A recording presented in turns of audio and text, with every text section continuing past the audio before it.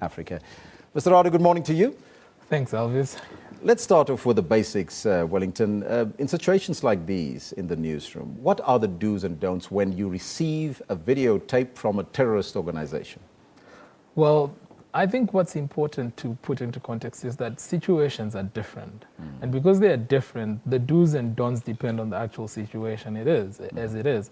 So, for instance, I'll give you the example that's currently happening now, that if you are looking for these girls, for instance, I mean, there is value in putting their faces so that people can see. If they find them, then they can alert the authorities.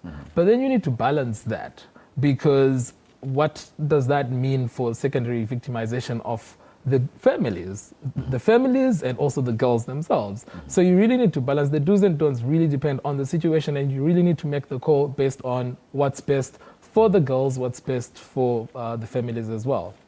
Now, we have touched now on the do's and don'ts, what the media should do and not do, but what is it that the media actually ought to do and is not doing currently? That's a very interesting question. So I think what media is currently not doing is empowering people or empowering their audiences, because it's all good to report those things, but there is need to interrogate those things. So if you look at Boko Haram and the way it has been covered, often it's international media that tries to unpack who they are, what their agenda is, because if you look at the media in Africa or African media reporting on this issue, they seldom interrogate these things, because these are the issues that we really need to find out. Who are they? What is their agenda? Why are they doing what they're doing? And what is the government doing? And what is it not doing? And also, what is the African Union doing about it? And what is it not doing? Because then it leaves the audience or those who are listening to these things or hearing these things feeling that there is something that's being done about it.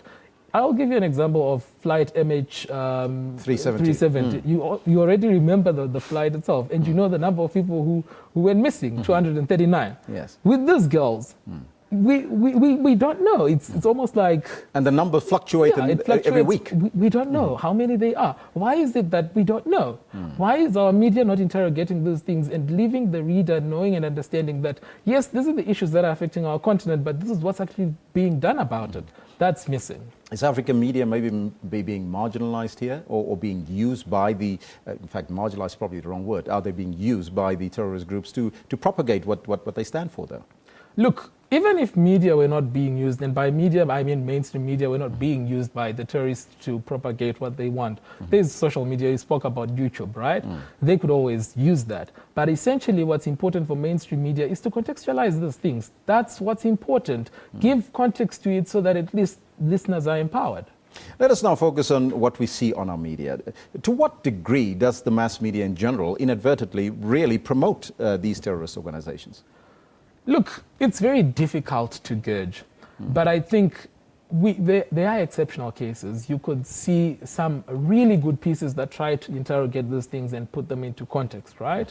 Which is a good thing, but it's not to the degree we would want it to be, because there's always room to do better. And I think African media really needs to up their game when it comes to reporting on the continent's issues and how the continent is reported.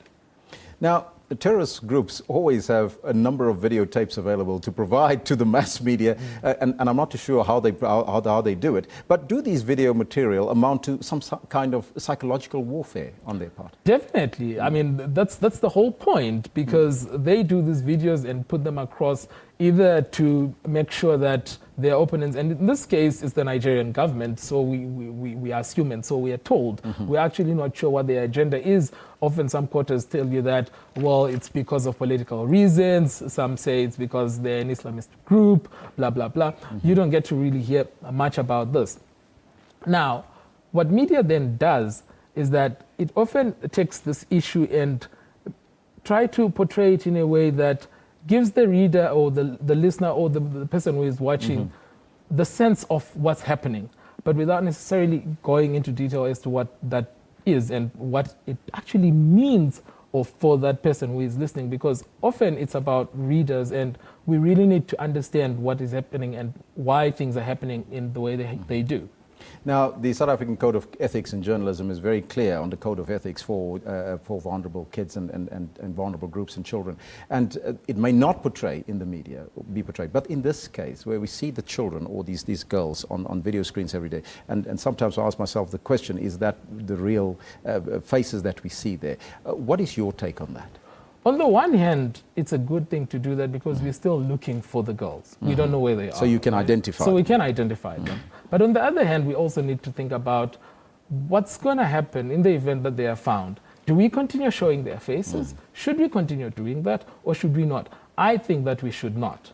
Once they are found, there is no reason why we should do that, because it often secondarily victimizes them, because people will see and say, oh, you were the girl who was abducted and you are this or that, and which is not something that we really want to see happen. Now, the evolution of social media has made it even more easier for people to get online and spread their message.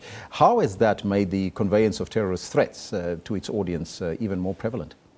It has made it much, much easier. I mean, these are the downsides of the digital era we're living in, that it's often what happens with a situation like this where the wrong people use the very same medium that we think is supposed to emancipate people. So media itself, social media, is a good thing. I mean, it's a good thing. It only becomes bad when it's used for the wrong reasons, and these are the things that actually happen.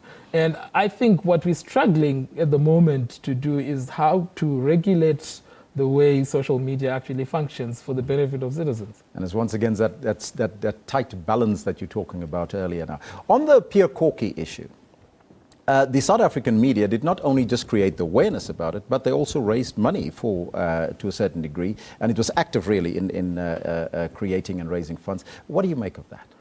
I mean, it's a good thing to raise funds and to put those things on the agenda, but I think what was lacking in the Pierre Corky issue is, again, this idea of sustaining the story. So if you look at it, it often gets coverage when his wife posts a video somewhere pleading with the Yemeni people who have him, or the Al Qaeda group that has him, to say, can you please release him on compassionate grounds, blah, blah, blah, right?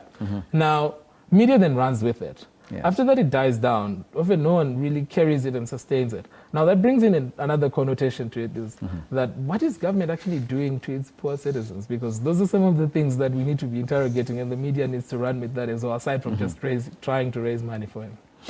Now, a very sticky issue is, why is it that the media is quick to call the likes of Al Qaeda and Al Shabbab terrorist groups?